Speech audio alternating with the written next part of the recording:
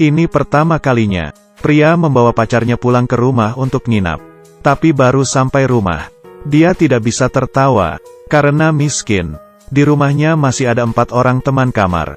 Jadinya tidak bisa, dan pacarnya sedikit ragu, tapi tetap saja menutup pintu pelan-pelan. Kemudian pacarnya berkata, dia tidak mungkin bisa bersama dengannya, karena dia tidak ingin selamanya bersama pria yang berbagi kamar. Demi mempertahankan pacarnya, pria itu menghabiskan semua tabungannya, dan membeli sebuah kamar di gedung ini. Rumah baru berada di lantai 35. Perabotan rumah lengkap, dan ada balkon yang besar. Melihat semuanya lumayan, pria ini sangat senang. Pacarku pasti akan semakin menyayangiku. Tapi dia tidak tahu, rumah baru ini dipenuhi dengan lubang. Di saat pertama kali masuk pintu, dia tidak hati-hati meninggalkan kuncinya di luar. Pintu tutup tertiup angin, dan dia pun terkurung di dalam. Ia yang mendorong pintu dengan sekuat tenaga, membuat ganggang pintu menjadi patah. Dia menggunakan pinset untuk membuka pintu. Tidak ada gunanya, menendangnya, menabraknya, pintu itu ternyata sangat kokoh. Dia menelepon meminta pertolongan. HP-nya tidak ada baterai. Lalu kembali ke kamar untuk mengecas. Tapi juga mati listrik. Pria ini mulai panik. Dia meneriak dengan keras meminta pertolongan ke orang bawah. Tapi dia berada di lantai 35. Hantulah baru bisa mendengar.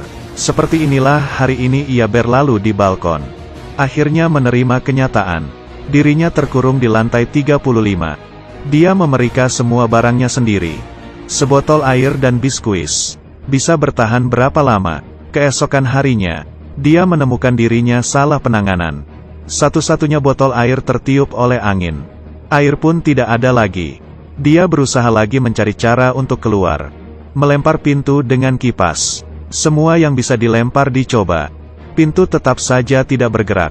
Dia mengeluarkan sebuah panci, dan mengetuknya ke besi balkon. Lalu mengeluarkan TV. Jatuh ke lantai bawah. Alhasil TV jatuh ke bawah. Penjaga di lantai bawah masih tidak mendengar. Pria ini menemukan ide lain. Dia mengeluarkan karton dan beberapa pasta gigi, dan menulis kata pertolongan di karton. Lembaran pertama dikeluarkan, dan jatuh di atap rumah orang lain. Lembaran kedua dikeluarkan, dan di sekeliling bawah tidak ada orang. Odol gigi sudah digunakan habis. Tidak disangka, dia hanya bisa membuka kain kasa di tangannya. Ada sebuah luka. Dia menggunakannya kukunya untuk mengambil darah, dan menulis buku dengan darahnya. Lembaran terakhir, berikan sedikit harapan. Kali ini lebih mendingan. Jatuh di balkon rumah orang. Menunggu orang mengambil baju yang dijemur. Kemungkinan akan melihat tulisannya. Pria ini menunggu dengan penuh harapan hingga malam. Alhasil seorang gadis keluar. Hingga dia selesai, dia tidak menyadari karton itu. Malam hari, pria ini kelaparan dan ingin mencari makan. Tiba-tiba dia mendengar suara aneh. Setelah melihat ternyata seekor tikus. Dia pun kaget dan pingsan. Keesokannya, sang pria mendengar suara air. Air sudah datang, tapi dia tidak berani masuk, karena di balik pintu dapur ada terlihat ekor tikus. Kemudian pria hanya bisa menangis, melihat air yang mengalir hingga habis. Dia menutup pintu dapur, dan melanjutkan permintaan tolong. Kali ini dia menemukan sebuah karton, lalu mengikatnya dengan tali, membuat katapel sederhana. Di saat menunggu gadis di lantai bawah muncul lagi. Dia mengambil batu dan melemparnya. Akhirnya berhasil melempar ke arah gadis. Dia lalu melemparkan batu lagi, dan mengenainya lagi. Terima kasih Tuhan. Gadis itu akhirnya melihat karton itu.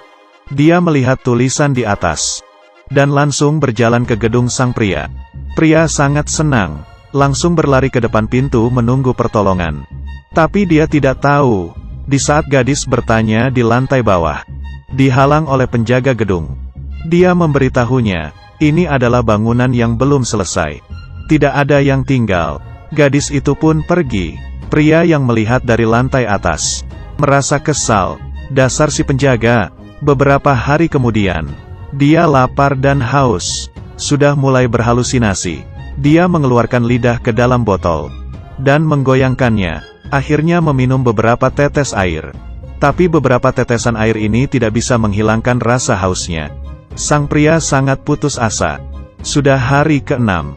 Keran terus tidak ada air. Kelihatannya, dia hanya bisa mandiri. Melihat cairan yang kuning, pria ini juga sangat merasa jijik. Tapi demi bertahan hidup, tetap meminumnya. Setelah minum, perutnya langsung bergejolak dan tidak berhenti muntah. Dia pun semakin lemah. Beberapa hari kemudian, di saat pria merasa tidak ada harapan, tiba-tiba terdengar suara hujan. Dia langsung berlari ke balkon dan mengeluarkan lidahnya, segera meminum air hujan. Minum seperti ini sangat lambat. Dia mengambil panci kecil dan langsung meminumnya. Itu namanya tamak.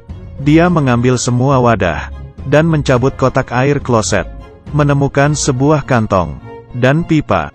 Kantong itu mengalirkan air ke dalam kotak air, dan air keluar lagi dari pipa. Dengan cepat sudah mengumpulkan seember air. Kemudian dia mendorong keluar kulkas dan mengisinya dengan air. Masalah air terselesaikan. Tidak lama kemudian, rumahnya masuk seekor burung. Dia menggunakan ketapel, dengan mudah membunuh burung. Dia membakarnya di atas api.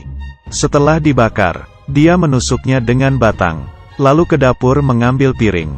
Siapa sangka saat kembali, melihat seekor tikus memakan burung yang sudah dibakarnya. Tikus ini mencuri satu-satunya biskuit si pria. Pria sangat marah. Dia mengejar dan memukul si tikus. Tapi setelah tenang, dia tetap mengambil sisa daging yang sudah dimakan tikus, dan pelan-pelan memakannya. Yang penting masih tetap harus hidup. Pria ini perlahan-lahan mengatur sikapnya. Dia mengerti pertolongan apapun tidak ada gunanya. Ingin hidup hanya bisa mengandalkan dirinya sendiri. Dan dia memperhatikan, balkon di lantai 30 tidak ada tiang pembatas. Hanya perlu turun 5 lantai ke bawah. Harapan untuk hidup sudah ada. Dia pun memutuskan untuk beraksi. Dia memotong pagar tiang pembatas dengan pelat logam AC. Perlahan-lahan terpotong. Kalau lapar ia memakan semut. Kalau haus ia meminum air hujan. Di malam hari menggunakan api membakar tiang pembatas. Menggunakan panci dan memukulnya. Beberapa hari kemudian, pria ini sama sekali tidak kepikiran. Tiang pembatas ini lebih kuat dari yang dibayangkan. Memotong begitu lama, hanya sedikit tergores. Si pria tidak menyerah. Dia tiap hari memikirkan kehidupan di luar sana. Bisa pergi kerja, bisa pergi main, bisa jalan-jalan dengan pacar. Dia tidak ingin mati. Hingga air hujan yang ditampungnya menjadi berlumut. Tidak bisa diminum lagi. Makanan juga sudah tidak ada. Tiang pembatas masih saja seperti itu. Dia mulai kesal. Dia tidak mau potong lagi. Dia menendang tiang pembatas dengan kuat. Terus-menerus menendangnya. Tendang lagi. Dan tendang lagi. Akhirnya tiang pembatas itu putus. Si pria akhirnya senang. Tapi dengan cepat kembali serius. Karena selanjutnya harus turun ke bawah. Lebih berbahaya. Dia menggerakkan badannya keluar dari balkon. Mulai turun ke bawah. Posisi pria itu sekarang berada di lantai 35. Kalau saja tidak hati-hati, badannya pasti akan hancur. Pria ini sangat ketakutan. Daripada menunggu mati, mendingan lepas tangan. Dia terus turun ke bawah. Setiap langkah penuh hati-hati. Tidak tahu tiang itu apakah bisa menahannya. Tiap langkah si pria akan berhenti menghembuskan nafas. Hal yang paling sulit adalah rentang antar lantai. Bagian kosong yang tidak ada injakan. Harus mengandalkan pegangan kuat tangannya. Terus turun ke bawah. Pria menyadari di bawah tidak ada tempat untuk injakan lagi. Dia buru-buru panjat kembali. Lantai selanjutnya adalah lantai yang tidak ada balkon. Kalau tetap saja turun pasti akan mati. Pria melepaskan tali pinggangnya dan jongkok. Tangan kanan memegang tiang. Tali pinggang diikat ke tiang. Mencobanya sepenuh tenaga. Berharap tali pinggang tidak putus. Pria itu mulai turun. Perlahan-lahan melepaskan tangannya. Badan sepenuhnya bergantung ke tali pinggang. Akhirnya si pria berhasil. Tapi ini masih belum selesai. Dia masih harus menggerakkan sedikit. Sangat dekat. Dia menahan nafasnya. Perlahan-lahan bergerak. Dan memegang dinding. Bergerak dengan sekuat tenaga. Akhirnya turun dengan selamat. Masih ada bahayakah? Dia ingin membuka pintu balkon. Dan ternyata dikunci. Jangan dong. Ini sedang mempermainkan aku ya. Sang pria sangat emosi. Tubuhnya hampir saja jatuh ke bawah. Untungnya, dia menendang beberapa kali. Dia bisa masuk ke dalam dan berjalan ke arah pintu. Kali ini benar-benar sudah keluar. Pria pelan-pelan turun ke bawah. Beban tadi dan beberapa hari belum makan minum membuat badannya tidak bertenaga. Di saat keluar dari gedung, si pria pun pingsan. Tidak lama kemudian, pacarnya datang ke rumah sakit menjenguk sang pria. Sang pria sangat merindukannya, tapi di saat dia memegang tangan pacarnya yang sudah memakai cincin, dia tahu semuanya sudah terlambat, dan selama dia terkurung di lantai 35, semuanya karena rumah yang diinginkan pacarnya.